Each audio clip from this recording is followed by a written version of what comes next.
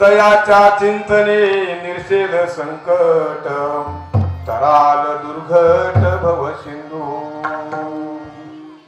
जन्मोनिया कुळी वाचे स्मरे राम जन्मोनिया कुळी वाचे स्मरे राम धरी हाती नेम अहर्निशी तयाच्या चिंतने निर्सेल संकट तराल दुर्घट भव सिंधू तुका म्हणे कोटी कुळे ती पुनीत तुका म्हणे कोटी कुळे ती पुनीत भावे गाता गीत विठोबाचे तयाच्या चिंतने निर्सेल संकट तराल दुर्घट भव सिंधू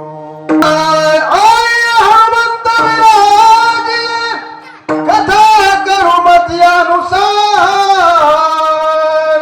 प्रेम सहित गती धरू पधारिले पवन कुमार सेवे लागी सेवक झालो तुमच्या लागलो निलचरणा अहो स्वामी तुकया देवा यावरील करावा विठ्ठल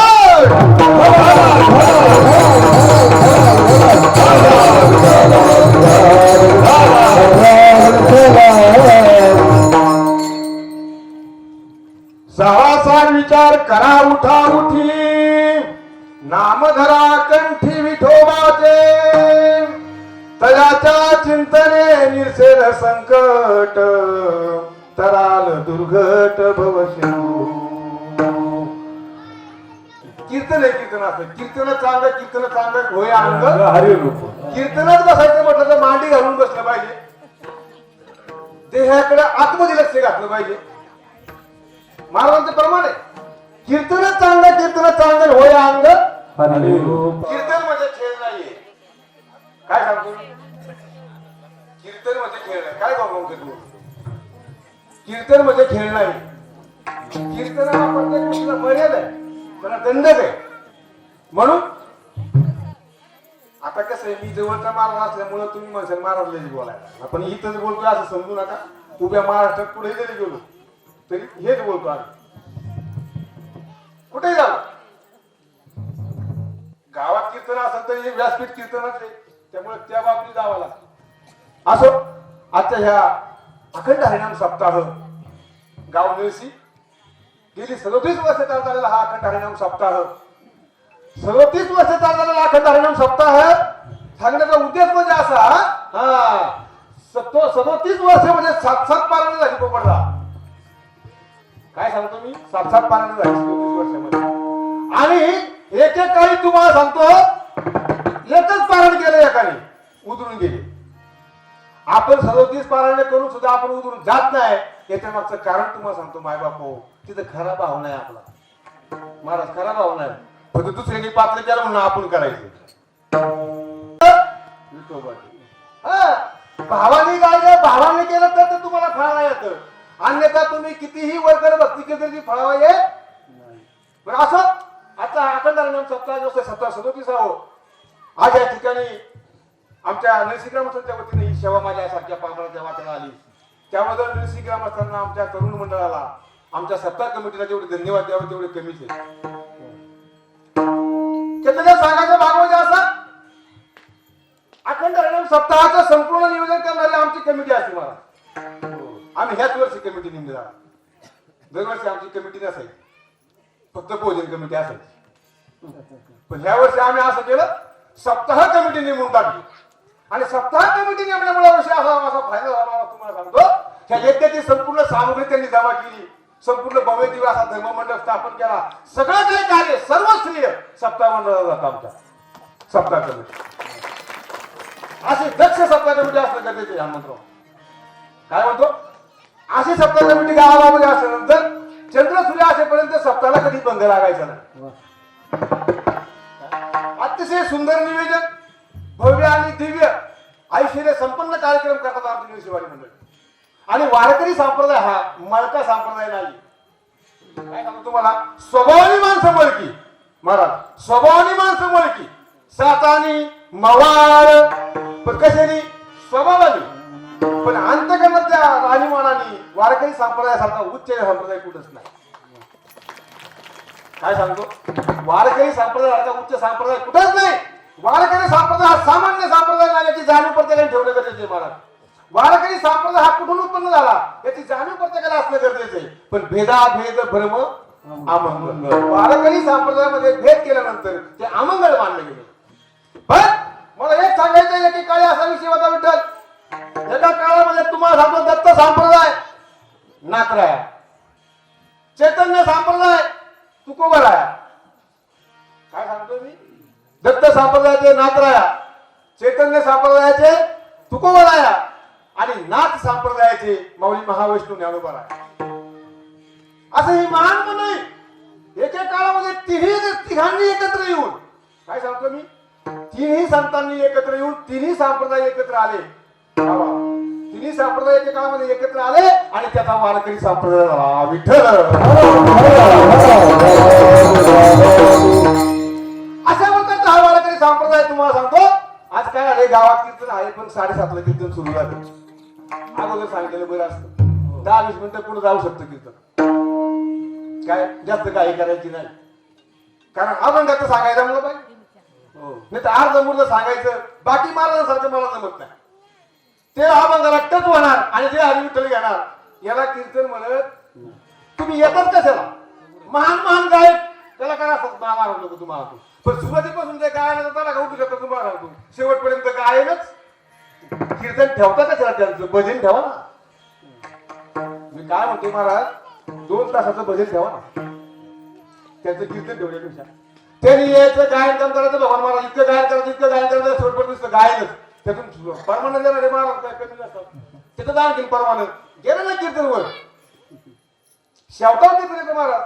म्हणून मला तिथे सांगायचं एक कीर्तनाची मर्याद आहे. कीर्तन हे कीर्तन आहे. कीर्तनाचा अंग होय अंग हरिरूप. माणूस कीर्तनामध्ये ब्रह्मानंदात तरी झाला पाहिजे. ब्रह्मानंद लागली टाळी कोणती ह्याची संभाळ अशी तुमच्या आमच्या आवडतं कीर्तन म्हणतात माझ्या बापू. काय म्हणतोय अशा प्रकारचं कीर्तन तुम्हाला सांगतो. अशा प्रकारचा अखंड हरिनाम सप्ताह मग तुम्ही आम्ही म्हणाल आतापर्यंत अखंड हरिनाम सप्ताह कोणी केला का आणि कोण उठून गेलं का.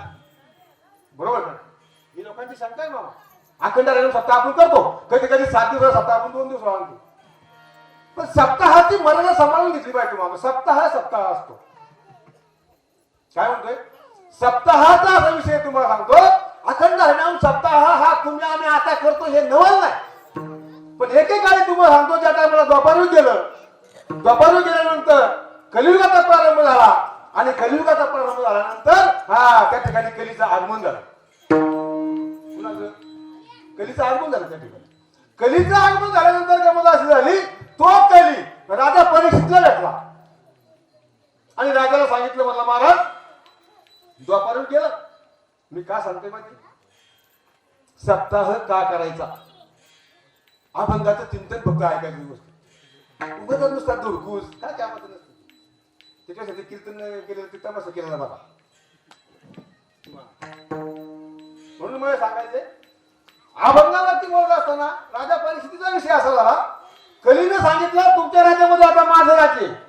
कुणाचं कलीचं राज्य आता. आणि कलीचा प्रारंभ झाला. कली आला आणि राजाला सांगितलं महाराज तुमच्या राज्यामध्ये आता माझं आगमन होणार आहे. पण राजाने सांगितलं भाऊ मी पांडवांच्या कुळातला राजा आहे. कुणाच्या पांडवांच्या कुळातला राजा आहे.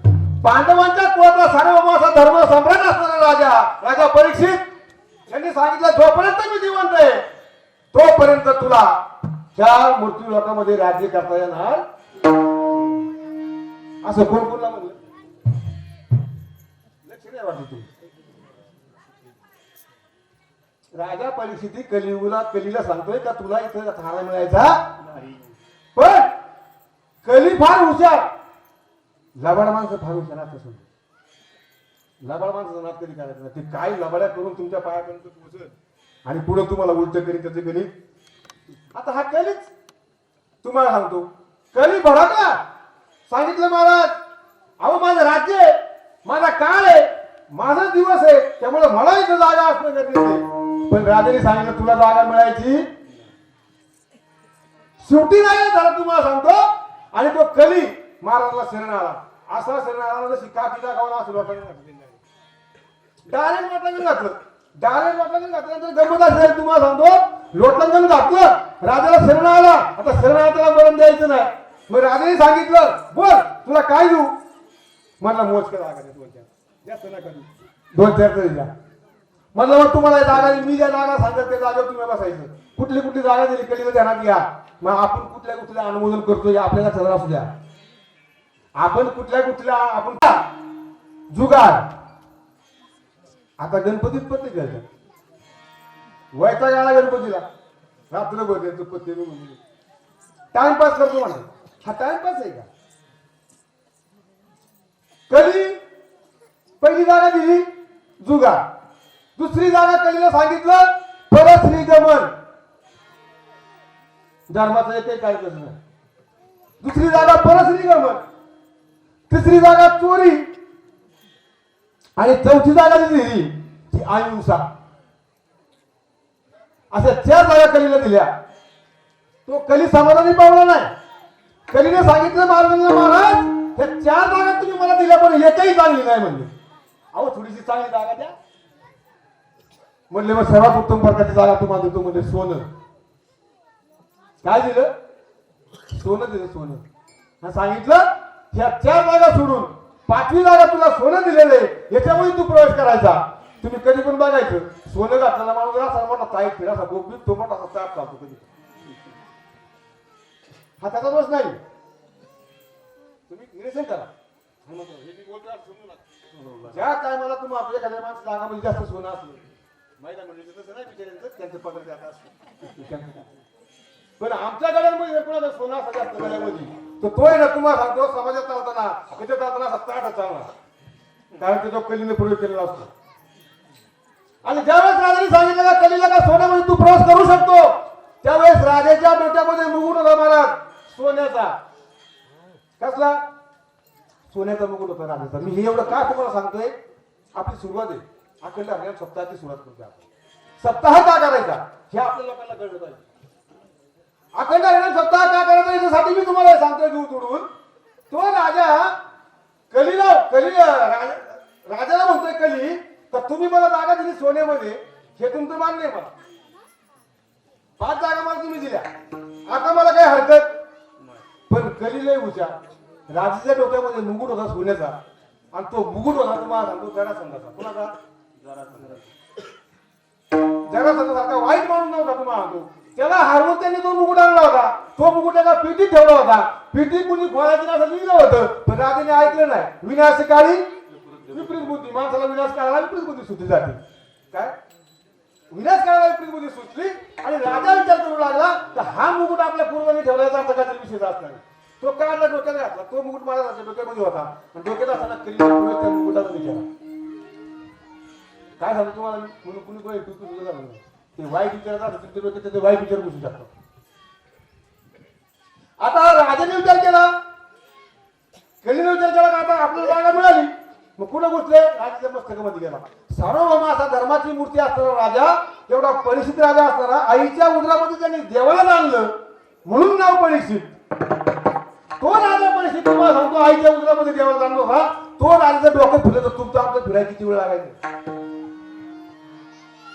जरा बाणा असू द्या प्रत्येका. राजाने विचार केला आपल्याला शिकारीला जायचंय. राजा शिकारीला निघाला आणि राजा जंगलामध्ये शिकारीला गेला. कली आपल्या मार्गाने निघून गेला. गुप्त रूपाने कलीने राजाच्या मस्तकात प्रवेश केला आणि राजा ज्यावेळी जंगलामध्ये गेला त्या टायमाला साधू संतांचं रक्षण करणारा घराणं तुम्हाला सांगतो पांडवांचं. परित्राणाय साधूना विनाशयाच दुष्कृतम धर्म संस्थापनार्थाय संभवामी युगे युगे. अहो धर्माची स्थापना करतात धर्माला सपोर्ट करतात असं धर्माचं असलेलं घराणं म्हणजे पांडवांचं घराणं. आणि त्या कुळामध्ये अर्जुनाचा नातू हा परीक्षित राजा अभिमन्यूचा मुलगा. पण तुम्हाला सांगतो काय गट फिरली. राजा जेव्हा जंगलामध्ये गेला शिकारीला गेला असताना राजा वनवन फिरत असताना राजा एका पर्णकुटी जवळ गेलेला आहे आणि त्या पर्णकुटीमध्ये ते महाराज तपश्चर्येला बसले होते. शमीक नावाचे ऋषी. ब्रह्मानंद लागली टाळी ओन देहाते संभाळी. ब्रह्मानंद टाळी लागली त्यांना. आपला आत्मा आणि परमात्म्याचं मिलन केलं हा आणि महाराजांना ब्रह्मानंद टाळी लागलेली असताना महाराज आपल्या ध्यानामध्ये मग्न आहे. त्यावेळेस राजा परिस्थितीत मंडपाच्या दरवाज्यात गेला कुटीच्या आणि गेल्यानंतर सांगितलं हाय का कोणी घरात. तेव्हा अजून काय आवाज आला. राजा आतमध्ये गेला पाणी पाहिजे प्यायला. तहान लागली जीव व्याकुळ झाला माझा मला पाणी द्यायचं कोणी पाणी. त्या ठिकाणी कोणीच पाणी द्यायचं नाही. राजा विचार करतोय मी पूर्ण भारत देशाचा राजा असताना हा एवढा महान ऋषी असताना मला पाणी देऊ शकत नाही. राजाला राग आला.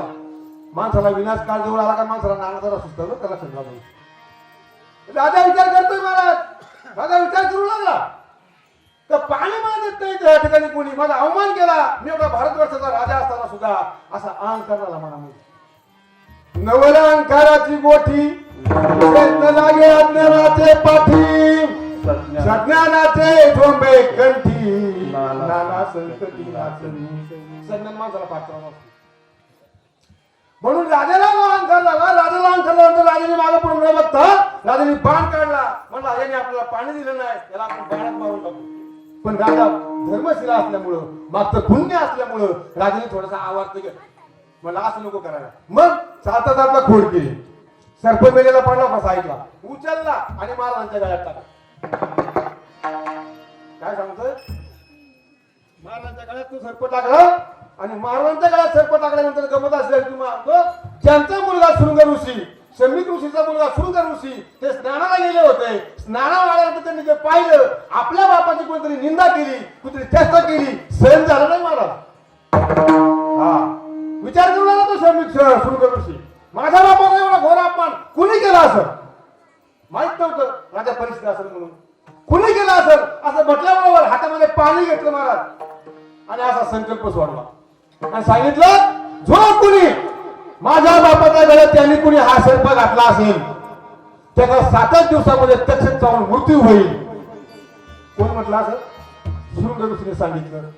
आणि अशा प्रकारचा शाप तुम्हाला तो राजा परिस्थितीला घडला. मंडळी, सार्वभौम असणारा भारत देशाचा राजा, धर्माचं पालन करणारा राजा, हा पण राजाला शाप घडला आणि तो शाप राजाला घडल्यानंतर राजाला माहित नव्हतं ते.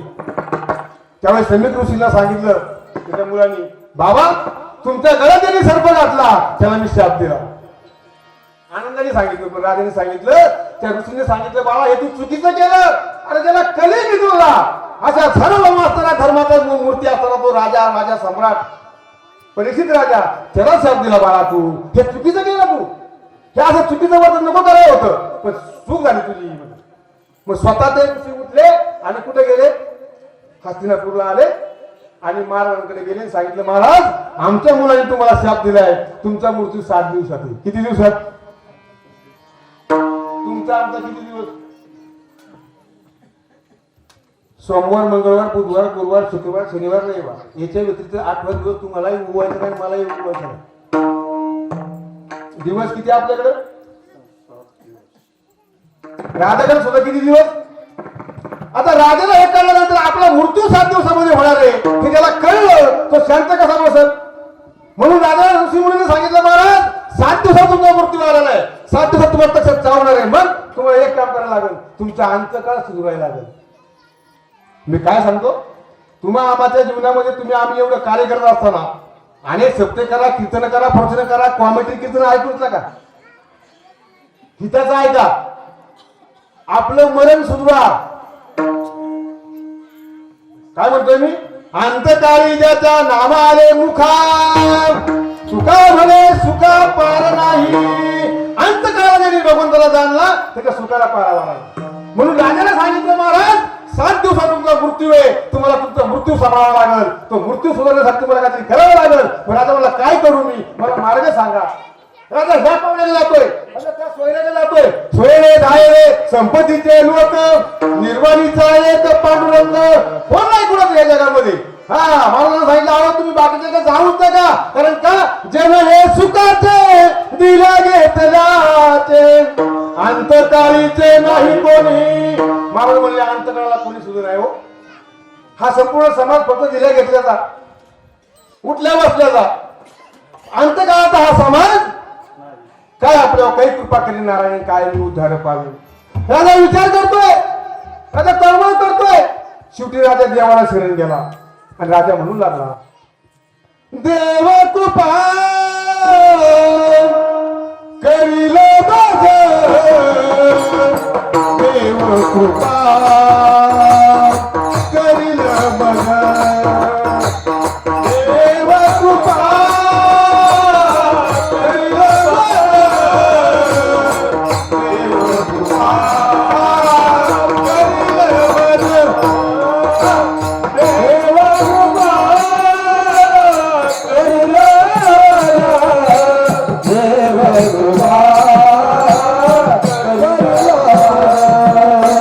Yeah.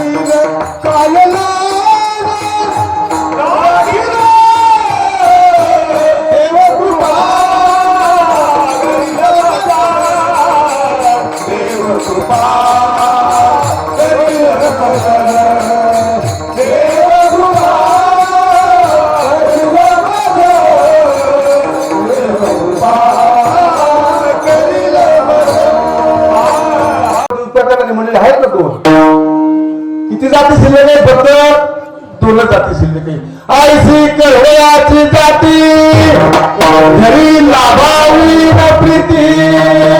मला म्हणजे ऐशी कळवयाची जाती घरी लाभावी न प्रीती.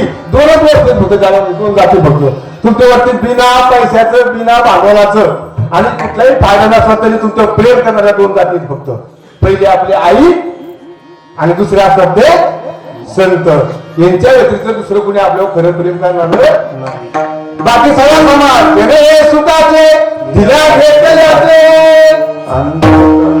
तुम्ही माणसाला मला टेबल तेच सांगतात का तुझे चांगले देणार बसा म्हणून सांगा.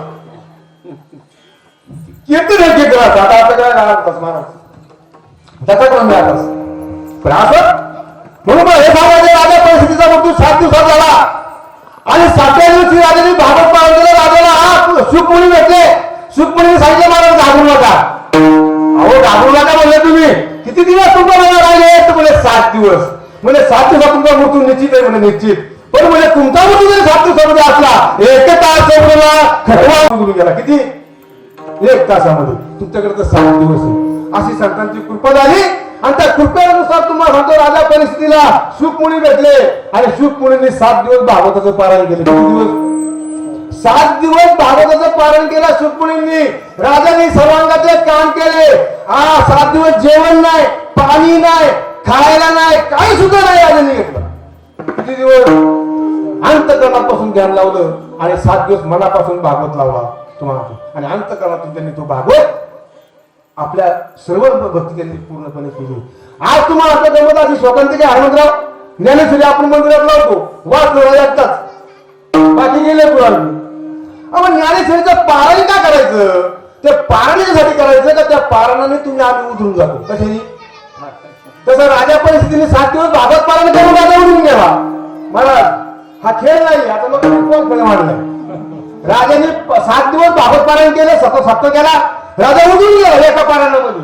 40 पारायण झाली. कसा उद्या तुमचा आमचा ज्ञानेश्वरी लक्षच नाही. काय सांगतोय मी? मुले करायला पाहिजे आपल्या हिता जो धन्य माता पिता तुम्हाला सांगतो माणसं अलीकडे नावाचा वाटतात आणि तुम्ही आम्ही संसारामध्ये गुंतलोय. माणूस काय शोधतोय? सुख शोधतोय. कसं जमाले माणूस सुखाच्या मागे पण सुख मिळतं का? सुख मिळतं का माणसाला? सुख मिळतच नाही ना. आपल्याला असं सुख आपल्याला लोक असतं काय दुःख पण ते रोज रामराम आपल्या शिवरात नाही. दुःख आलं शिवरात महाराजांचं प्रमाण आहे का ठिकाणी? महाराज सर्व सुखाचे आशा जन्म वाया गेला शरण मुक्ती येत नाही केलं हिंडता दिशा शिव पावला मला व्यक्तीला जीव माझा माझे सोयीत नेरती कोणी. काय म्हणते महाराज? सर्व सुखाच्या आशा जन्म वाया गेला शरण मुक्ती येत नाही केला हिंडता दिशा शिव पावला माया व्यक्तीला जीव माझा. मायाने हा जीव ग्रासला. तुम्हाला सांगतो काय माणसाला करतात नाही. माणसं फक्त सुखाच्या मागे सुख पाहिजे माणसाला आले पण मिळतं का ते सुख? सुख पाहतो जवळ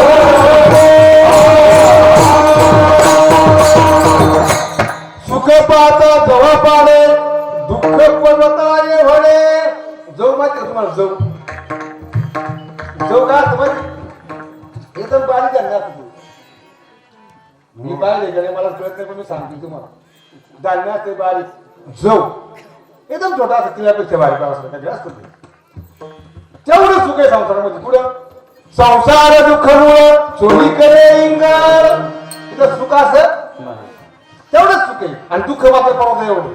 मग तुम्ही आम्ही काय करतो सर्व सुखाचा असा जन्म वाया. हा एक गाण्याचा वेळ असतो गाण्याचा गाणं असतो आता ते गाण्याचं बैल ते चालून चालून दमलं तरी विचार केला म्हणलं आपलं बसून घेतलेलं बरं मला हा मालक काय आपल्याला सुट्टी द्यायचा मी का सांगतोय सर्व सुखाच्या असेल मग वाळायला शिंदे मुक्ती येत नाही केला तो बैल मागे पुढे बैल त्यांनी आता लई दिवस चालू करून थांबला घेतलं बसून आता बैल बसल्यानंतर मालक मोठा हुशार म्हणला ह्या बैलाला काहीतरी प्रयोग करायला पाहिजे बसलेल्या बैलाला प्रयोग करतो नाही का काय प्रयोग करतात बैला त्यांनी पहिला प्रयोग केला शिफ्टीला चावला काढती जाणार शिफ्टीला पण बैल काय उठला दुसरा प्रयोग केला साबण घेतला फटाफट हाणायला सुरुवात केली बैलाने चारही पाय सोडून दिलं आणि डायरेक्ट उतरला कसा बुई जाईल तो तशी बैलाने बुई जाईल मला आज उठायचंच नाही परत मालक उठला म्हणला हा काय कसं ऐकायचं नाही याला काय आयडिया करावं लागेल मिरचीचं पाणी आणलं मिरचीचं आणि डोळ्यात टाकलं त्यांनी तसंच चक्कर टाकलं म्हणलं आणखीन आला पाला म्हणला काही हो आजचा तर जर काढला आजचा दिवस कायमची कटकट जाईल म्हणला आज काय उठायचं बैलाने ठरवलं का थोडा डोकं उठायचं नाही बैलाने ठरवलं आता उठायचं नाही म्हटल्यानंतर विषय तुम्हाला मालक चिकार प्रयत्न करी बैल उठाय तयार नाही आता मारावा बैलाला चापणी सारखा तो बैल मेर नुकसान कोणाची आपलीच मारून मेर नुकसान कोणाची आपलीच बैल काही मार स्वतः नाही बैल आता म्हणलं आता याला काय आयडिया करावा मेच्या डोक्यात बैल काढा औषध द्यावया चालवी रे बाम दावून या गुळा दृष्टी पुढे तुकोबा नाही म्हणतात औषधच द्यावया चालवी रे बाबा दावून या गुळा दृष्टी पुढे याचा काय पुढे चालला नाही बैल काही उठला नाही मग त्याने विचार केला मला आता हे आले नको सुपी आले करायला पाहिजे बाजारात गेला चांगल्या प्रकारचा घास निघाला हिरवा हिरवा कुसकुशीत गार असं चांगला मस्त आणल्याबरोबर बैलाला बैलाने लगेच डोळे उघडले पहिले डोळे दाखवून बसत होते बैल डोळे उघडले पण याने काय केलं तो घास आणला गाडीला पुढे जीवाला बांधला 1 फुटाची काठी घेतली त्या 1 फुटाच्या 2 फुटाच्या काठीला पुढे बांधला आता गाडीला बैल बांधला मी काय सांगतोय आपल्याला सर्व सुखाच्या अशा जन्म वाया गेला तुम्ही हसू नका तो श्रेष्ठ आपल्याला फिट बसतोय आपलं तेच आहे गाडीच्या बैलासारखं आणि तो त्याच्या जीवाला पुढे 2 फूट तो घास बांधला पुढे 2 फूट घास बांधल्यानंतर बैल काय उठत नव्हता मालक बाजूला गेला मालकाने ही आयडिया केली औषध द्यायला कधी आईला काय होतं लहान मुलं औषध खात नाही मग ती आई काय म्हणते बाळा एवढी गोळी खा तुला एवढा गुळ दे एवढी गोळी खा एवढा गुळ दे तिला माहिती केला काय गुळाने सुरू झालाय पहिलाच आता गुळ तिला दाखवायचा पाहिजे तो परत काय म्हणला आई म्हणते ना एवढीशी गोळी खाली एवढा गुळ मिळेल हे जरा परवडायसारखं आहे मला हे जरा परवडेल चालू म्हणलं आई मग त्या आईने जरा गुळ दिली गोळी दिली यांनी गोळी घेतली तर टाकली डोळे दाखवून तर टाकल्याबरोबर त्या आई तो गोळ्याचा खाडा उचलला डबली टाकला आणि म्हणजे हार हार हार हार म्हणजे कावडी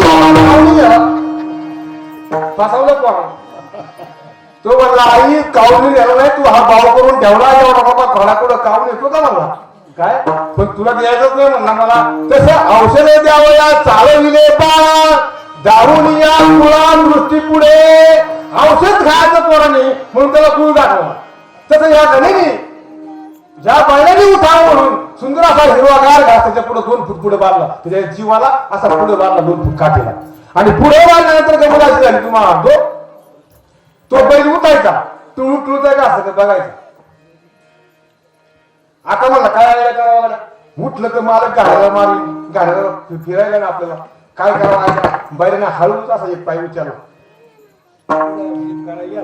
घास पुढंच मग बैल उठला मालक लागून बघत होता असा टोकून मला काय करते बघू द्या बैल तो लांबच बैल उठल्यानंतर बैलाने पुढे तोंड केलं तो घास काढला बैलाने 1 पाऊल पुढे टाकला का घास 1 पाऊल पुढे 2 पाऊल बैल पुढे गेला का घास 2 पाऊल पुढे 2 फूट घास पुढे 2 फूट घास पुढे बैल घास खायला प्रयत्न करतोय घास काय मिळत नाही आता दिवस घालायला चाललं ते बैल बिना अंता मारता आता दिवस चाललं पण घास काय तिच्या लक्षात आला घास काय त्याला मिळाला सोडून द्या याच्यामध्ये दृष्टांताचा सिद्धांत सांगतो तुम्हाला सांगतो हा जसं ते बैलाला तो घाट तोंडामध्ये आवडला आहे तसा सुखरूपी घास शोधण्यासाठी तुम्ही आम्ही सर्व सुखाच्या मागे धावतोय कशाच्या साप बेडुका ते गिळी बेडुक मुखे मासी कवळी ऐसा काळ गिळी तो जना न कळेच बुद्धिहीना 3 माणसं तुम्ही आम्ही मार दाखव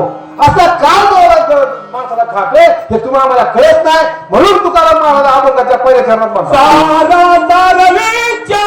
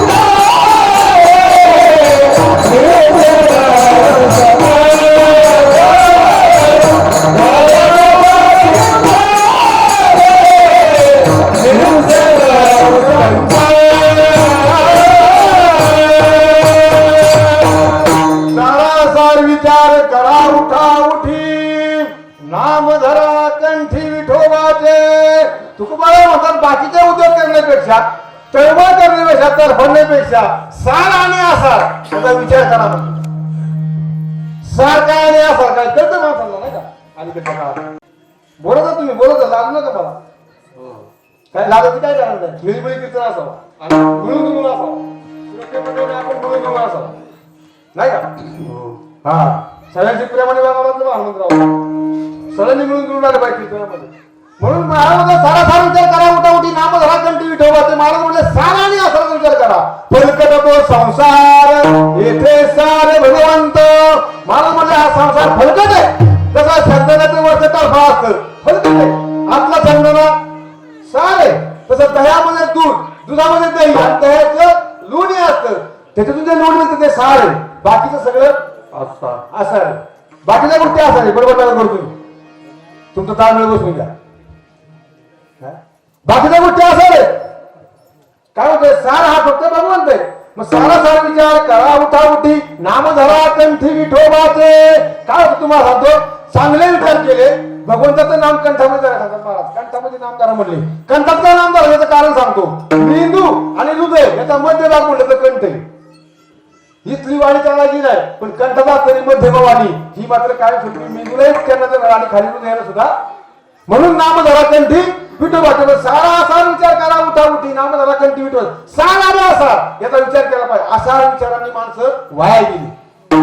दुःख आलं तुमच्या वाट्याला. आसार म्हणजे जे विचार फायद्याचे नाही व्यर्थ विचार निरर्थक विचार. एक जण म्हणला आम्हाला समुद्राला आग लागली तर मासे पुढे राहते. समुद्राला पुढे आग लागते का? व्यर्थ विचार फायद्याचं काहीच नाही. एक जण म्हणला महाराज एखादं तर वाटते मला पण एखादं जर पंचमीला आली तर काय म्हणला एखादं जर वाटते. मी काय सांगतोय आसार विचार. एखादं जर वाटते पण एखादं जर पंचमीला आली तर अरे म्हटलं बावया एखादं पंचमीला येणार नाही. 11 आपलं 5 आणि 6 11 5 दिवसाचा फरक आहे. स्थितीचा क्षय होणार पंचमीला एखादं येणार नाही. तू काही काळजी करू नको. तो म्हणा नाही बाबा तुम्ही म्हणता खरं, पण आलीच तर समजा. आणि म्हणलं अरे मला दादा पंचमीला एकादश येणार नाही, तू बिंदास एकादश तर येऊ शकत नाही. तो हार ते झालं महाराज तुमचं, पण आलीच समजा. त्याने तो समजा एवढा लाभावला तुम्हाला सांगतो, डोक्याच्या वरून गेला आमचा. म्हणजे याला समजा मध्ये याला असंच उत्तर द्यावं लागलं. त्याशिवाय हात उघडायचा का, त्यांनी काढला काढायचे पर्याय नाही म्हणून. म्हणलं समजा समजा लावले. अरे म्हणलं जर एकादश पंचमीला आलीच, काय म्हणतोय, एकादश जर पंचमीला आलीच तर लोण्याचे वडे करून खा. थोडं काय मारत छे छे तुम्ही असं काय बोलतात, काहीच बोलतात काहीच नाही. अहो लोण्याचे पुढे वडे होत असतात का, छे छे छे. अरे मी म्हणलं लोण्याचे वडे होत नाहीत, पण झाले समजा. एकादश पंचमीला येत नाही, पण अरे तुम्ही असं कसं बोलता, लोण्याचे वडे होत नाही. म्हणजे लोण्याचे वडे होत नाही हे तुझं बरोबर, पण झालेच समजा. तुम्हाला नागा मारते काय खरे का. अरे म्हणलं दादा हेही खरं नाही तेही खरं नाही. काय एकादश पंचमीला येत नाही, लोण्याचे वडे होत नाही, हे निरर्थक विचार आहे. याच्यामध्ये आपला रोज वेळ व्यर्थ जातो. त्यामुळे ह्या विचारांचा काय उपयोग नाही. म्हणून माणूस म्हणजे सारासार विचार करा, उठा उठी नाम धरा कंठी ठेवाते, सदाच्या चिंतने निसेल संकट, तराल दुर्घट भव सिंधू. हा संसाराला जमजाचा विचार चांगले ठेवा. काय सांगतो मी, अलीकडच्या लोकांना मानत नाही ते बाकीची सवय गेली. उगाच काय त्या गोष्ट एवढी चिंता करणार, एवढं पाचच बसणार, काम तर बाजूलाच, पण असं पाचच यायला. एक दिवस एक सासऱ्याच्या जावाय गेला सासरवाडीला, बायको नाही. आता सासरवाडीला जावाय गेला, मी काय सांगतो निरर्थक विचार. सासरवाडीला गेला कसं असतं, मी काय बोललो तुम्हाला लागेल, पण तेच फायद्याचं असत. या गुपणीवाला काय करायचं, पण फिरवायचं आणि लांब दगड फिरवायचं पुढे. पण बाजूला काय होतं ना, एखाद्या पाठीमध्ये बसवत होतं दगड. मला थांब म्हणला, हात दगड घेतो तुझ्या डोक्यात घालतो म्हणला, सोडणारच नाही तुला. गेला उडी घेतो, दगड उचलला, घेतला दगड, तो दगड सोन्याचा होता. म्हणला ओ अजून एक हाना, अजून एक हाना. मी फायद्याचा असतो तुम्हाला लागत तरी चालते. तसं मी बोलत हे फायद्याच आहे, लागेल थोडं पण समजून घ्या. काय आता जावा आला सासरवाडीला, सासऱ्याला सांगितलं, म्हणले सासरे वा रामकृष्ण हरी, म्हणले रामकृष्ण हरी. म्हणले आले तिला नाही आला, नाही म्हणले चला घेऊन जा. तसं काय नाही म्हणले, बिंदात घेऊन जा म्हणले. पण चला म्हणले जेवण करून होते तेव्हा जरा फेरी पडला म्हणून. सासरा आणि जावाय मी काय म्हणतो, सारा आणि असा विचार केला पाहिजे. असा विचाराने माणसाला दुःख लागायचं. सासरा आणि जावाय फेरफटका मारायला गेले म्हणता म्हणता पूर्ण गेले, मात्र डायरेक्ट आपल्या वेशीवरती गेले, शिववरती गेले. सासरा जावाय आता गेल्यानंतर सासरा जावायला म्हणू लागला, मामा तुमचं बरं झाले ना. जावाय म्हणतो हा माझं बरं झाले. ते म्हणजे तुमचं कसं आहे, आमचं बरं झाले, पुढे नीट सांभाळा, काय काळजी करू नका म्हणले. दोघा सासरा जाऊची बातचीत झाली. थोडस पुढे आल्यानंतर सासरा म्हणला हा जावाय बो म्हणला, ह्या बाजरीला म्हणला 100 पातळ नक्की होईल. काय पीक आले म्हणला, काय म्हणला तो, बाजरीला म्हणला 100 पातळ मात्र नक्की होणार, मोडून पण हो काय पीक आले म्हणला जमिनीला. वा वा वा म्हणले लय पीक. सासरा म्हणला जावाय म्हणला, सासरा तुम्हाला काय कळतं का, ते तुमचे जुने विचार पांच्यात विचारते ते काय कामाचे विचार म्हणला. 100 पातळ होईलच कसं, 50 पातळ होईल. काय माहिती हा जावा म्हणायचा 50 पातळ होईल. सासरा म्हणा तुम्हाला काय कळतं, तुम्ही सुशिक्षित लोक, तुम्हाला अक्कल नाही, आम्हाला अक्कल आहे. आम्ही आमचं केस पिकलं शेती करून करून 100च पातळ होणार. तो म्हणायचा जावा म्हणायचा मामा तुमचा विचार जुना थोडा, अहो 50च पातळ होणार. हे मी तुम्हाला खात्रीने सांगतो. आता बाजरी कुणाची, बाजरी दुसऱ्याची. बाजरा सासरा जावाय, हा माझा 50, तो माझा 100, हा माझा 50, तो माझा 100. मामा तुम्ही सुधरा बरं का, बरं का सुधरा, काय सुधरा, तुला काय कळतं गधा म्हणला, मला काय म्हणता जावायला काय म्हणता. जावाय बिघडला ना, धरलं सासऱ्याचं उचलला सासऱ्याला खाली. मी काय सांगतो, निरंतर विचार केला, निरंतर विचाराने माणसाला दुःख बघायला येतं, दुःख बघायला म्हणून नाही ते गोष्टी वाटायचं नाही, फायदा असेल तेच करायचं आपल्याला. आता हे सासरं जावाय तुमच्या बाजूला आल्यानंतर जावायने माझा जावाय मजबूत होता, सासरं म्हातारा झालं होता. सासरं म्हातारा यायचं शेवटी उचललं सासऱ्याला जावायने, उचललं तसा हा पडला सासरा खाली पडल्यानंतर हाताच्या उरावर बसला. असा सासऱ्याला घासून घेतला का नाही, आता पाठीची सागण निघाली, पार सासऱ्याची पाठ घासून काढली.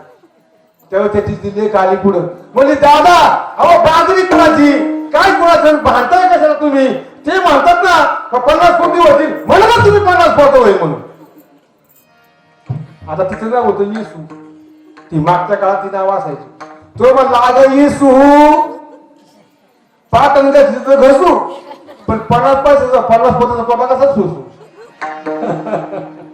असे निरर्थक विचार पाटण घातलं तरी चालू म्हणला पण 50 पैशाचा पोताचा पोटा मी कसा सोसू म्हणला. हा पोटा माझ्याने सोसवायचा. बाजरी कुणाची दुसऱ्याची आणि निरर्थक विचार यांच्या इथे झाली 7,000 पण कातडे काढलं जावाय तरी हा शेवटपर्यंत म्हणाली का 50 पोतं होईल. हा माझा 100च. अशी विचार जर तुमच्या आमच्या तुझ्यामध्ये असले माझ बाप हो तुम्ही आम्हाला सुटणे लावायचं कधी 50 पोटा तुझ्या बापाचं काय जातं तिच्यामध्ये पोती कुणाची बाजरी कुणाची अलीकडच्या काळात लोकांना लय जाण सवय संतोष हे त्याचं काम पण हा अरे तुला काय करायचंय बाकीचं तुझं बघ ना. याच्यामुळे समाजामध्ये दुःख वाढलं तुम्हाला म्हणून मला म्हणले सारासार विचार करा उठा उठी नाम धरा कंठी विठोबाचे सार आणि असा सार भगवंत इथं काय इथं सार भगवंत तुम्हाला 100 कोटी रामायण लिहिलं नाम हे सार नाम साराचे सार शरणांगत यमकिंकर नाम सार. तुम्ही बघा नामाला आहे ना नामाला आहे ना 4 निघून यायचं कोणतं पण नाम घ्या विठोबा घ्या इथं नका कुणी बसू घरी गेलो बघा कोणतंही नाम घ्या महाराज नामाला 4 निघून यायचं. नाम को चतुर्गुणे उसमें पंचतत्व मिले नामाला 4 निघून यायचं मग ते विठोबाचं नाव घ्या रामकृष्ण हरी घ्या ओम नमः शिवाय भगवते वासुदेवा घ्या त्याचंही नाम घ्या त्या नामाला 4 निघून यायचं त्याच्यामध्ये 5 तत्व टाकायचं. नाम को चतुर्गुणे उसमें पंचतत्व मिले दुर्गुण करने का काम ती संख्या दुर्गुण करा म्हणजे डबल करा आणि डबल संख्या केल्यानंतर उसको 8 से भाग लो खाली बचे सो राम 2 अक्षर खाली किती आपण करायचं कधी सांगतो तुम्हाला बघा घ्या विठोबा घ्या विठोबा 3 अक्षर बरोबर 4 निघून यायचे 4 त्रिक 12 4 निघून 12 मध्ये 5 गुणा पंचतत्व मिले 12 आणि 5 17 झाले दुर्गुणा करणे का काम 17 गुण 34 झाले 34 ला 8 ने भागो 8 चौक 32 आणि 34 मधून 32 गेले खाली किती राहिले 2 सोबतच्या सो राम. येथे तुम्ही वाचला फक्त तो तुम्ही कोणताही गणित करा आणि घरी जाऊन निवांत करा हे गणित कधी पण करा. दुसऱ्या सांगतो ज्या टायमाला 100 शतकोटी रामायण लिहिलं वाल्मिकाने मी काय सांगतो रामाचं एवढं नाम जरा कंठी विठोबाचं ते नाम फार पावलं तुम्हाला सांगतो. हा सगळे कीर्तनकार तुम्हाला हे सांगणार नाही एवढं बारकाईने नाही का भगवान महाराज एवढं बारकाईने पण सांगत नाही तुम्हाला फक्त तुम्ही केले का गेले निघून इथं आपल्याला अभंग सुटला पाहिजे. अभंग हा महत्वाचा आहे. काय अभंग एक तरी बाबी अनुभव मावली म्हणजे एक अभंग अनुभव झाला काय म्हणून या ठिकाणी सांगायचे हा शतकोटी रामायण लिहिले महाराज हे पण गणित करा बघा म्हणजे शतकोटी रामायण लिहिलं शतकोटी रामायण वाल्मिकाने लिहिल्यानंतर हा त्या ठिकाणी भांडणं झाली मोठा वाद वाढला. तुम्हाला सांगतो देव दानव आणि मानव तिघ जण आले तिघांनी सांगितलं बघा महाराज आम्हाला शतकोटी रामायण लिहिलं ते रामायण आमचं. वाल्मिकवाले म्हणले रामायण आमचं माणसं म्हणले का तुमचं कसं तर म्हणजे वाला पुढे आमचं होतं ना त्याने लिहिलं म्हणून झालं. राक्षस मंडळी बिघडली म्हणजे तुमचं रामायण नाही रामायण आमचे ते रामायण आम्हीच घेणार म्हणजे तुमचं कसं म्हणजे आमचा रावण नसता तर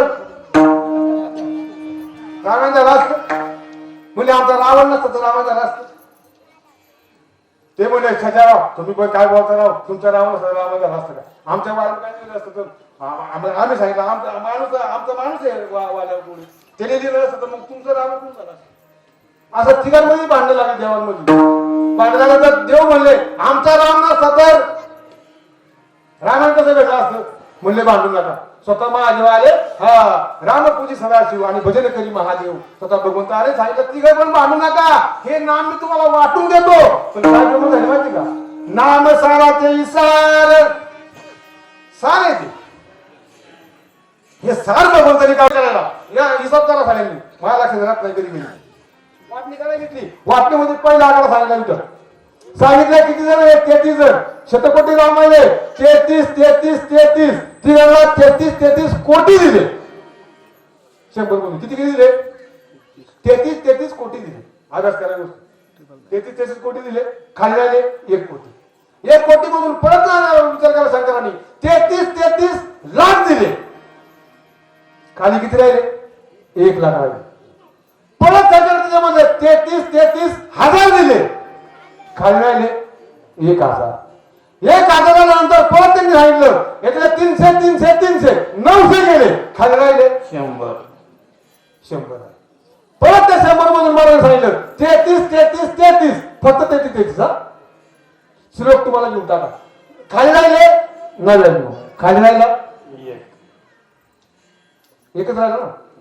तो 1 राहिल्यानंतर मला आता याला काय करायचं म्हणलं, आता 1 कसा काय वाटायचा? वाटलं तर ठीक आहे, वाटायला शंकर स्वतः मग वाटायचं कसं म्हणले? अहो म्हणलं हे वाटायचं कसं? म्हणलं वाटायचं नाही याला, हा श्लोक आहे का काय येतो? 33 कोटी आपलं शतकोटी काय होते? श्लोक होते रामायणातले. मग पहिले हा एक श्लोक आहे ना, हा फोडा. अनुष्टुप छंदामध्ये जे श्लोक असतात त्याला 32 अक्षर असतात. किती? गीतेमध्ये जे श्लोक आहेत, गीतेतले जे श्लोक आहेत पहिल्या श्लोकापासून ते 32 अक्षराचे श्लोक आहेत. हा श्लोक फोडा म्हणले, श्लोक फोडायचा. श्लोक फोडला आणि श्लोक फोडल्यानंतर त्या श्लोकामध्ये अक्षर निघाली किती? 32 मध्ये परत देवाने सांगितलं 10 अक्षर यांना वाटून दिली. हा आणि खाली राहिली ती 2 सोपाच्या राम नावाची 2 अक्षर जी राहिली ती भगवान परमात्म्याने आपल्या कंठामध्ये धारण केली.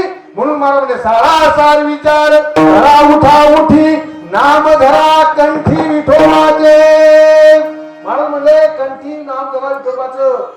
सारा आणि आसराचा विचार करा, ह्या जगामध्ये काय सारण काय आसार येते आणि कंठामध्ये नाम कशाचं धरा? विठोबाचं नाम धारण करा. तर महाराजांना इथं म्हणलं महाराज तुम्ही म्हणता विठोबाचं नाम कंठामध्ये धरा, विठोबाचं नाम कंठामध्ये धरा.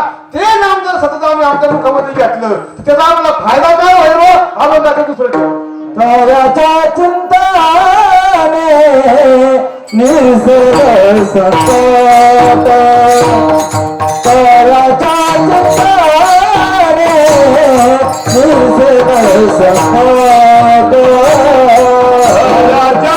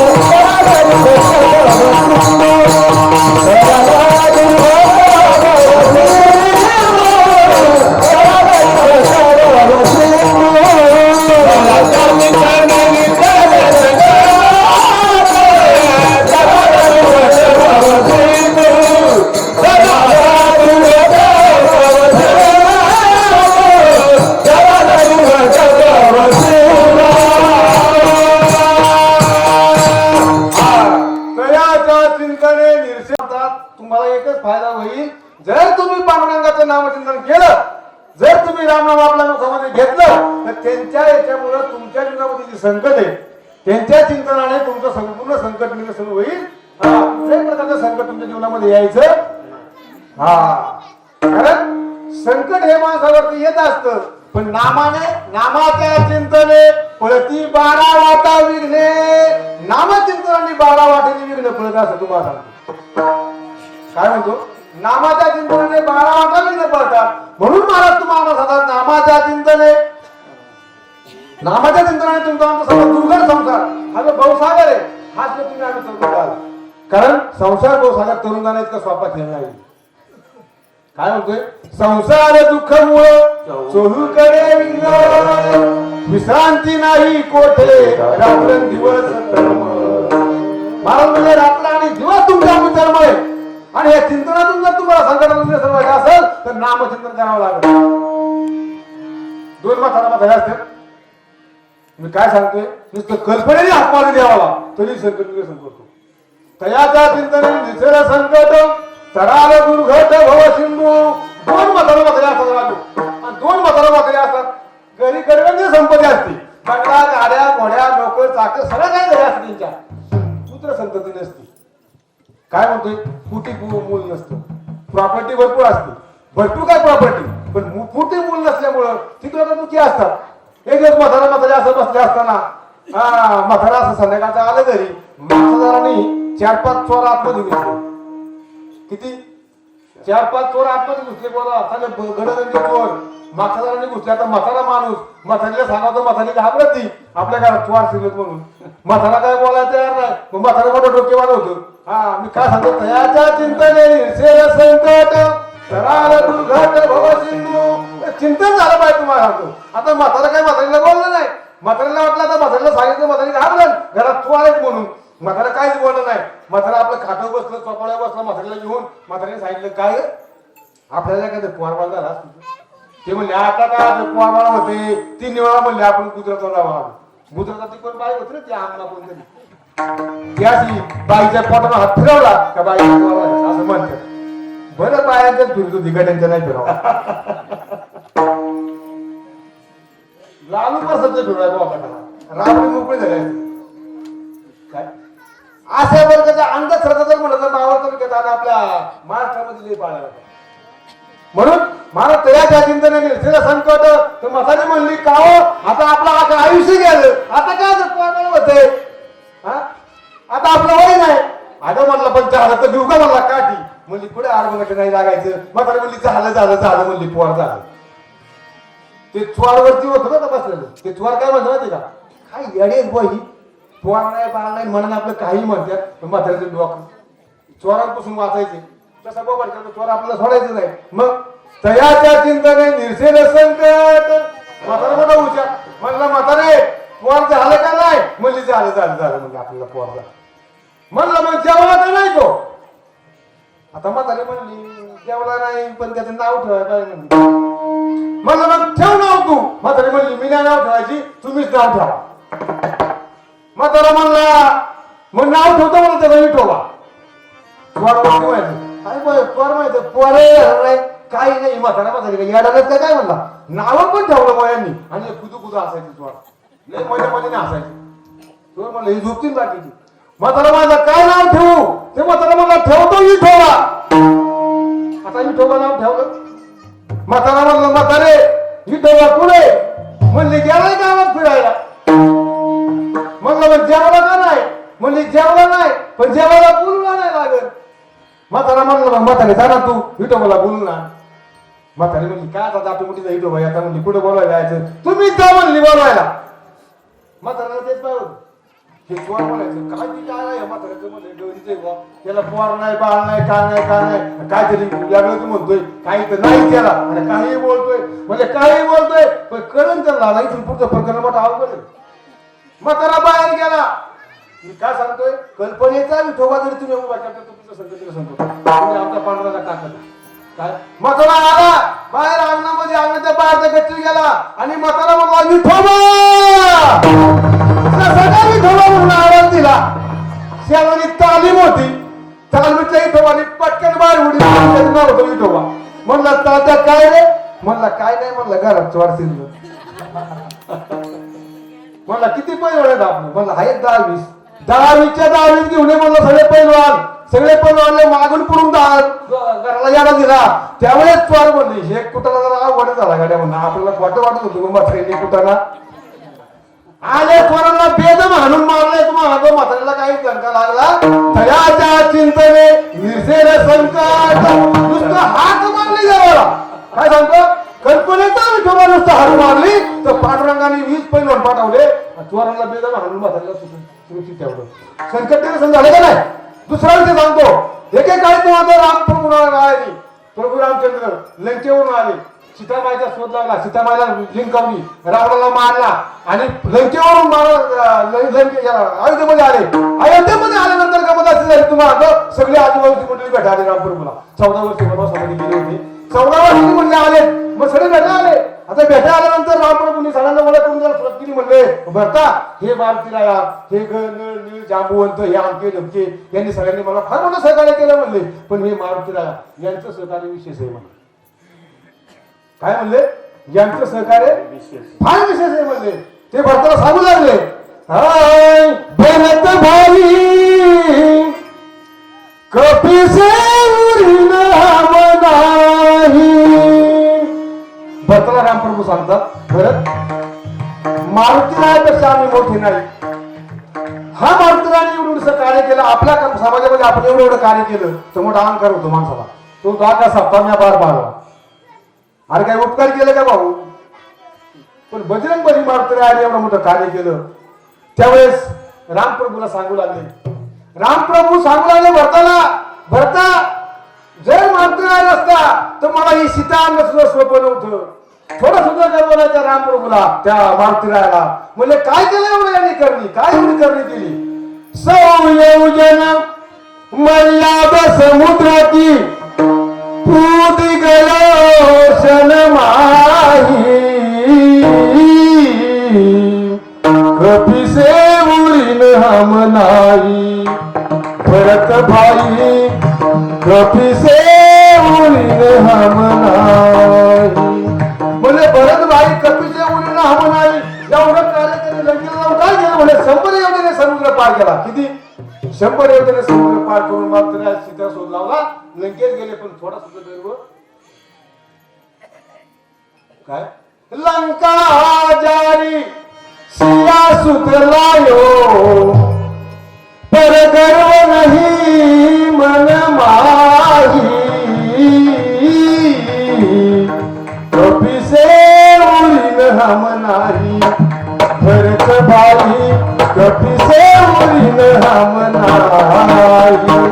काय सांगितलं? 100 योजने समुद्र पार करून गेले. तिथं लंकेला गेले. सीतेचा शोध लावला आणि सीतामाईला शोधून त्यांनी इथपर्यंत आमच्यापर्यंत पोहोचवली. याचं काम म्हणजे मारुतीराया गेले मोठा माणूस पण असा विषय झाला. तितक्यात विश्वामित्र आले. मी काय सांगते? तयाच्या चिंतने निर्सेल संकट तराल दुर्घट भव सिंधू. विश्वामित्र आले. विश्वामित्र महाराज ठिकाणी आल्यानंतर त्यांची पादपूजा मांडली. रामप्रभूचे ते गुरु महाराज त्यांची पादपूजा मांडल्यानंतर महाराज लोकांनी लाईन लावली पाया पडायला महाराजांच्या. आता पाया पडायला लाईन लावली खरं. पण लाईन लावल्यानंतर मारुतीराया कुठे आले ते पण त्याच्यामध्ये उभे राहिले. हातामध्ये गदा शापटी उभं लागली. लाईन लावून लागली. पण तितक्या त्या ठिकाणी आले. नारायण नारायण आणि स्वामी नारायण जाती तिथं वाटलंच आले. त्या आल्याबरोबर गेले. मात्र म्हणले महाराज तुम्ही दर्शनाला? म्हणले का? म्हणले कुणाचं दर्शन करायचं? म्हणजे विश्वामित्र महाराजांचं दर्शन. विश्वामित्र महाराजांचं म्हणजे रामाचे गुरु त्या विश्वामित्राचं दर्शनाला म्हणजे तुम्ही निघाले. म्हणजे रामाचे गुरु विश्वामित्र दर्शनाला निघाले खरं. पण म्हणले तुम्ही विश्वामित्राचं दर्शन करणार? म्हणले हो. अहो म्हणले विश्वामित्र रंभेच्या माग कुत्रा होऊन गेला. काय म्हणले? विश्वामित्र रंभेच्या माग कुत्रा होऊन गेला एकेकाळी. आणि तो विश्वामित्र रंभेच्या माग कुत्रा होऊन गेला. तुम्ही आजन्म ब्रह्मचारी आणि ब्रह्मचारी माणसाने त्याच्या पाया पडाव. हे मारुतीला आवडलं. हे मारुतीला पटलं. मारुती म्हणला हे पण बरोबर आहे. हा एक नंबरचा लाभार मी कुठे पाया पडायला. असं बोलल्यानंतर तुम्हाला सांगतो मारुतीनं पंक्तीतून उडी मारली साईडला गेले. मी काय झालं तयाच्या चिंतने निरसेल संकट तराल दुर्घट भव सिंधू. मी काय म्हणले मध्ये पडू काय मारुतीराव बाजूला गेले नारळमंडीतून उठले आणि विश्वामित्राकडे गेले. म्हणले विश्वामित्र महाराज तुम्हाला काय माहिती आहे का? म्हणले काय? म्हणले मारुती म्हणतो ना मी त्याच्या पाया नाही पडला. कुणा सांगितलं? विश्वामित्र. विश्वामित्र म्हणला का? म्हणला तो रंभेचा माझा पुत्र होऊन गेला होता त्याच्या पाया मी पडणार नाही. राणा विश्वामित्राला तरुण टाकून दिलं उठले म्हणजे इथं मला क्षणभर सुद्धा थांबायचं नाही. आता मी इथून निघून चालो ह्या नगरीमध्ये माझा अपमान झालेला आहे. राजाने सांगितलं मला इथं थांबायचं. आता तो विश्वामित्र निघाल्यानंतर प्रभू रामचंद्राला कळलं म्हणजे आपले गुरु महाराज आपल्या नाराज होतात काहीतरी भांडण झाली. थांबा थांबा थांबा म्हणले असं करू नका जाऊ नका म्हणले. पुढं काय झालं नक्की मला सांगा. म्हणे नाही म्हणले तुमच्या नगरीमध्ये माझा घोर अपमान झाला. मी काय सांगतोय तयाच्या चिंतने निरसेल संकट तराला दुर्घट भाऊ. म्हणजे घोर अपमान झाला तुमच्या नगरीमध्ये आमचा. घोर अपमान झाला म्हटल्यानंतर राजाला ते याला आवाज नाही ते प्रभू रामचंद्राला. रामाने सांगितलं बघा ज्याने कोणी तुमचा अपमान केला असेल त्याला मी एका बाणामध्ये मारून टाकेन. किती बाण? आता बाबा हा एक वसनी एक पत्नी यांच्या तोंडून गेलेला शब्द माझा जाऊ शकत नाही. मात्रेला विचार पडला. मात्रे म्हणला आता मी येऊ काय. पण नारायण मुनी सांगितलं घाबरू नका महाराज म्हणले तुम्ही एक काम करा नामचिंतन करीत बसा. नामस्मरणाने सगळी पापाचा नाश होतो आणि नामाने कुठल्या प्रकारचा कळीकार तुमच्या मात करू शकत.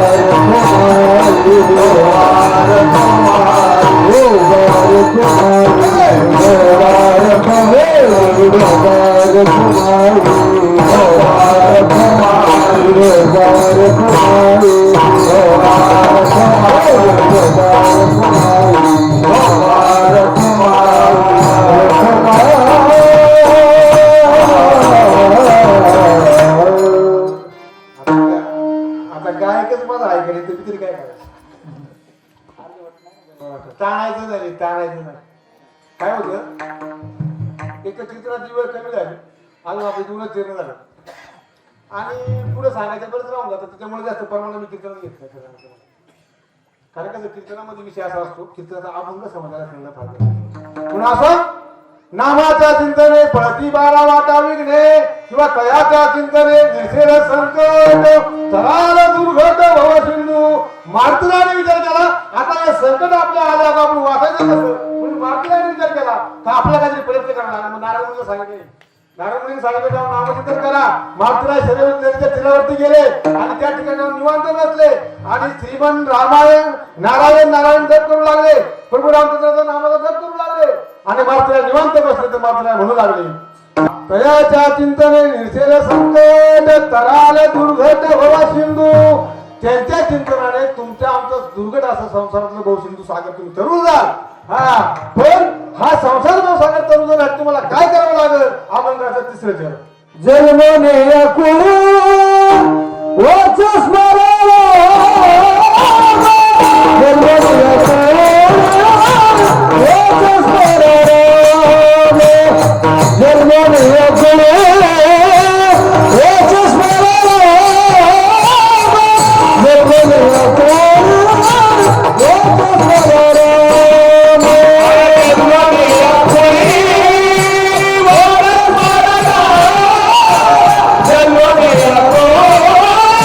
जन्मने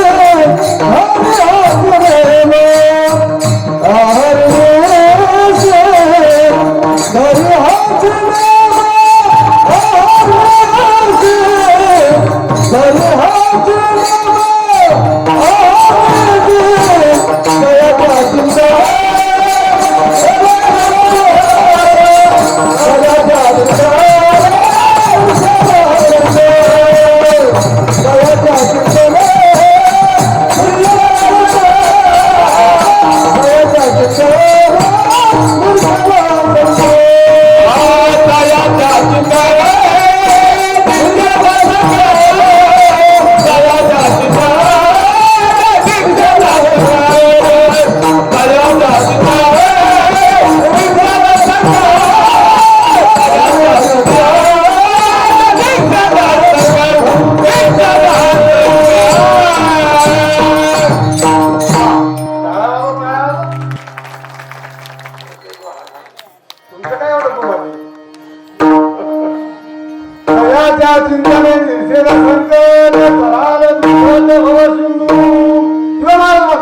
जन्मोनिया कुळी वाचेस परराम धरी हाती नेम आवेसी एक 10 मिनिटात आपल्याला सेवा संपवायची माझ्या बोलत पुरत नाही मला पुढे जायचं मला बोलत पुरत नाही मला काय होतं आपण राहून जातो पण मी ठेवत नाही आपण मी परत नाही कीर्तन केलं तरी चालेल पण अभंग ठेवायचा हा नेम आहे आपला ज्या टायमाला कीर्तन चालू त्या टायमाला आपण सोडतो 9:30ला कीर्तन आपलं 7:30ला कीर्तन 9:30ला सुटणार हा नियम तुमचं काय म्हणणं 2 तास कीर्तन 1 तास प्रवचन असतं 2 तास कीर्तन असतं 3.5 तास पिक्चर असतं तमाशा असतो ही मजा आहे तुम्हाला म्हणून महाराजा जन्मोनी या कुळी वाटेस मले राम धरी हाती नेम अहर्निशी महाराज म्हणले तुम्ही जन्माला आला ना कुळामध्ये अहर्निशी मध्ये सतत कायम स्वरूपी सतत भगवंताचं नाव तुमच्या मुखामध्ये असणं गरजेचं आहे तेव्हा तुमच्या कुळाचा पुढचा उद्धार होईल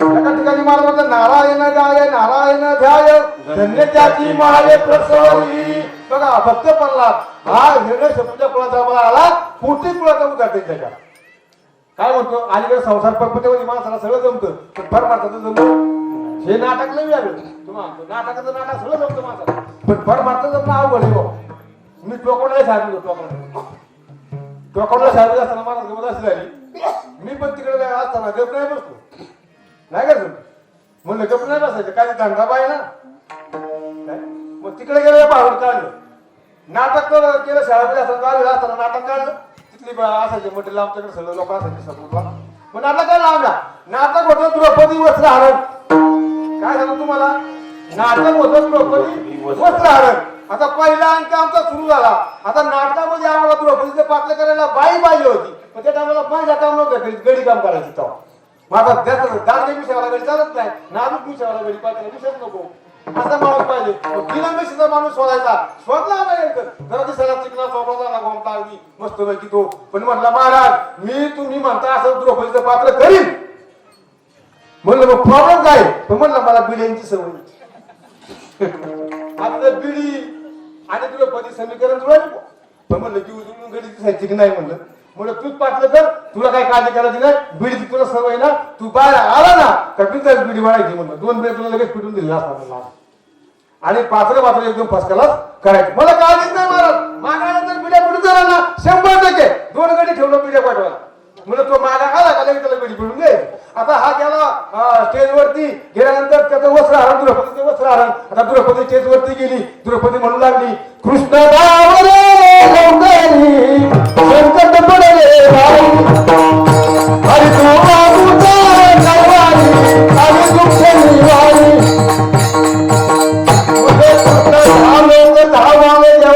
आपलं फार मोठं संकट पडलं म्हणले या संकटाचं निरसन करा. हा असं द्रौपदी म्हणली. कुठली आता असं म्हणली आणि द्रौपदी मागा आली. द्रौपदी मागा आल्याबरोबर कृष्ण लगेच स्टेजवरती आला आणि कुठं म्हणलं द्रौपदी तू आता तुम्हाला धावा केला काय तुला मी पुढे कमी पडलो काय तुला संकट आलं एवढं. आले ना द्रौपदी मागून पळत तोंड फुगले. द्रौपदी मागून पळत स्टेजवरती आल्याबरोबर कृष्ण म्हणतोय सांग द्रौपदी तुझं एक भारीचं पान खाल्लं 7,000 वर्षीचं मी खायला घातलं जेवण दिलं दुर्वापासून तुमची इज्जत वाचवली मी पुढे कमी पडलो. एक सिंधी हाताला बांधली म्हणला लुगड्याच्या साडीच्या गाड्याच्या गाड्या तुला बसायचा पुरवण्या म्हणला मी कमी पुढे पडलो द्रौपदी. पण द्रौपदी बोलानीच हा त्या नाटकाचा दिलं सुट मी फार गपच झाला. म्हणलं द्रौपदी बोला तयार नाही. आता लोकांचं दगड मारायचं आता करायचं काय. हा द्रौपदी बोलानी सुटी कृष्ण बिघाड कुठला आता कृष्ण बिघाड तुझे झालं द्रौपदी तू काय ऐकायला तयार नाही. तू काय ते मला नक्की सांग. हातच धरला द्रौपदीचा. आता हात धरल्यानंतर द्रौपदीने तोंड वाचवला बोलायला. द्रौपदीने बोलायला तोंड उघडल्याबरोबर पब्लिक खवरून उठली म्हणून आपण दगड मारलं काय. पण कृष्णाचं पात्र करणारा हुशार होता. कृष्णाचं पात्र करणारा हुशार होता. तो लगेच बोलला वा द्रौपदी तुझा जन्म म्हणला अग्नीतून झालाय म्हणून अजून तुझ्या कोणातून जोडले होते नाटकच सत्य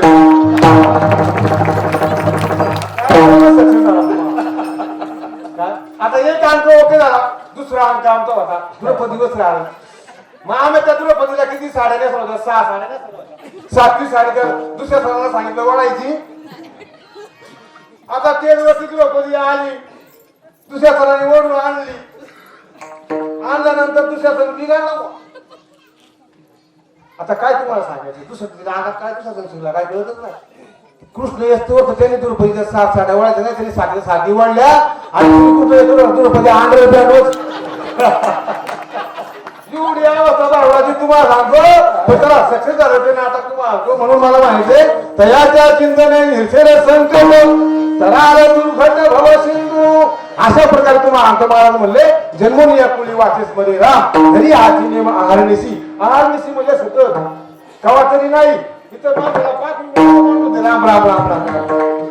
अरे भाऊ एवढं सोपं नाही ते. अंतकरणातून ते देवाचं नावाचं करावं लागतं. अंतकरण निर्माण करावं लागतं. चिळे भरण आहे चित्ता अशी जोमळ तू का म्हणे गेला गंगेचे हे गंगेसारखं मन जेव्हा तुम्ही करा तेव्हा तुमच्यामध्ये देव बसतो. आणि ते म्हणजे काव महाराज आहार निशी सदा परवर्त करावा पायाने ठेवावा आहार मार्गी. आम्ही जर कायम देवाचं नामचिंतन केलं कायम देवाचं नामचिंतन केलं त्याचा फायदा आम्हाला काय आपण आता शेवटचं केलं. तुका म्हणे कोटी कुळी ते कुणी तुका म्हणे कोटी कुळी ते कुणी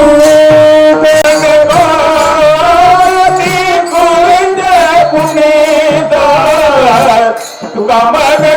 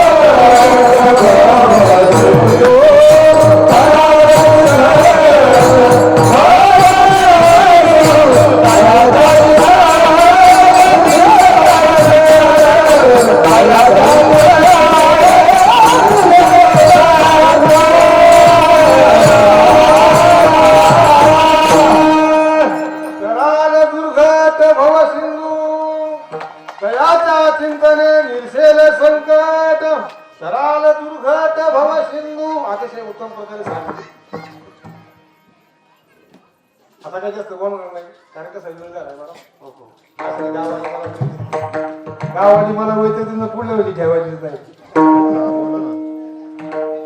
म्हणून येळच लागलेलं कसं आहे कीर्तन हे साडेसात सुरू झालं बोलल्या जाता का नाही काय आता कीर्तनावर उभं राहिलं का त्याचं पांडुरंगाची कृपा ते कीर्तन करावं काही आनंद ठेवावे असे अनेक त्याच्यामध्ये मर्यादा आहेत पण त्याविषयी सोडून द्या आता ते कीर्तन करायला चालतं ते सगळं आता बोलायला मला भेटत नाही काय म्हणजे नंतर बोलू कोण कीर्तन मी कसं सगळीकडे बोललो असतो प्रत्येक ठिकाणी.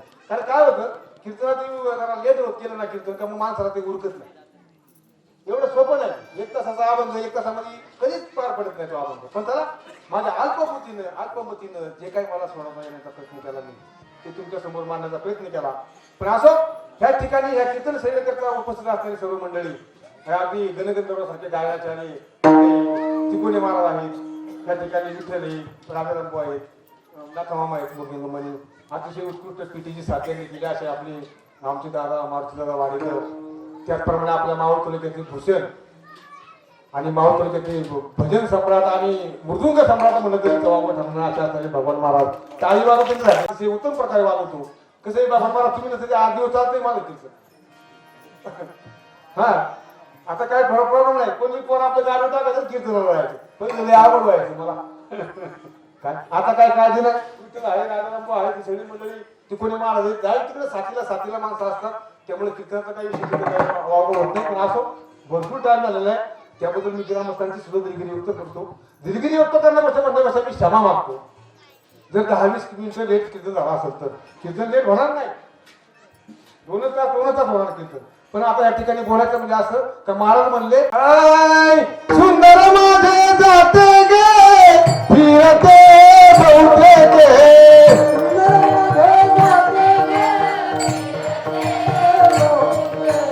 सुंदर माझे जाते गे फिरते बहुते गे म्हणा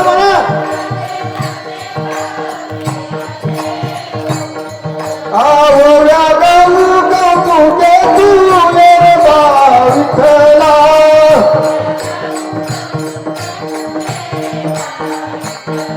आवड्या गाऊ कौतुके विठ्ठला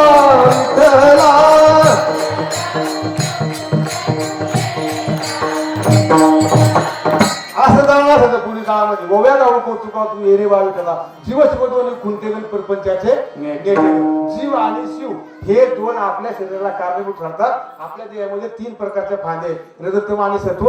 त्याच्यामध्ये एक पोट आहे. त्या पोटामध्ये जीव आणि शिव राहतो. काय त्यांची दोघांची गाठभेट होत जर दोघांची गाठभेट झाली तिला समाधी अवस्था म्हणतात. म्हणून जीव शिवतो खुंटेग प्रपंचाचे नेते ग अशा प्रकारे तुम्ही आम्ही आपल्या जीवनामध्ये सांगा चिंतन करा भजन करा. आज नामाचं नाही सांगितलं कीर्तन असल्यामुळे नाम साराचे सार शरणांगत यमकिंकर असा अभंग या ठिकाणी तुमच्या आमच्या सेवेसाठी घेतला. ह्या अभंगातून उतराय व्हावं. ह्या अभंगातून जितकं मला जमलं तेवढं तुमच्याकडे मांडण्याचा प्रयत्न केला. तर असो माझ्या ग्रामस्थांच्या वतीने ही सेवा मला मिळालेली आहे. ह्या सेवेतून उतराय व्हायचं त्याचं किती ऋण व्यक्त करावं काय कळत नाही तुम्हाला. आता पहिला दिवस आहे त्यामुळे थोडीशी मागं पुढे होत असतं समजून घ्यायचं प्रत्येकाने. असो या ठिकाणी झालेली सेवा मी या ठिकाणी माझ्या संपूर्ण श्रीरामचंद्र मंडळाच्या वतीनं आणि आमचे ग्रामस्थ मंडळी सर्वांच्या वतीने ही सेवा माझ्या वाटायला आलेली आहे. काय आता मला लोक खुलवायला लागली अजून सुद्धा इकडून तिकडून थांबा महाराज कीर्तन थोडं लेट गेलं का महाराज थांबा. तमाशा आपल्याला रातभर चालू जाते. गौतमी असते ना गौतमी भाकरी घेऊन जातात घरी. आणि त्या गोष्टीचा मला फारसी नाही. मला तर कोणी म्हणलं थांबा महाराज त्याचा राग येतो मला. सांगण्याचा अधिकार काय तुम्हाला. कीर्तनाचा काय विषय कीर्तन करायला लागतो थोडा 5 मिनिटं पुढे गेला म्हणून काय झालं. आणि त्या गौतमीचा कार्यक्रम असेल लोक भाकरी घेऊन कार्यक्रम भाकरी घेऊन अधोगती होती तिथं. कीर्तनात 2 शब्दांना ऐकून काय फरक काय पडतो तुम्हाला. म्हणून असं ह्याची आपल्याला लांबवायचं नाही. म्हणून आजच्या सेवेसाठी घेतलेला अभंग नाम आपलं सरसार विचार करा उठा उठी नाम धरा कंठी विठोबाचे तयाच्या चिंतने निसेल संकट तराल दुर्घट भव सिंधू. महाराज त्यांच्या संकटातून तुम्हाला भव सिंधू असेल तर नाम धरा कंठी विठोबाचे जन्मोनिया कुळी वाचेस म्हणे राम धरी हाची नेम अहाणेसी तुका म्हणे कोटी कुळे ती पुणी भावे गाता गीत विठोबाचे. जर तुमच्या आमच्या मुखामध्ये काय नामाचं तर कोटी कुळा तुमचा उद्धार होईल. म्हणून या ठिकाणी सेवेला पूर्ण विराम. ज्ञानेश्वर माऊली महाराज ज्ञानेश्वर माऊली महाराज ज्ञानेश्वर माऊली ज्ञानेश्वर माऊली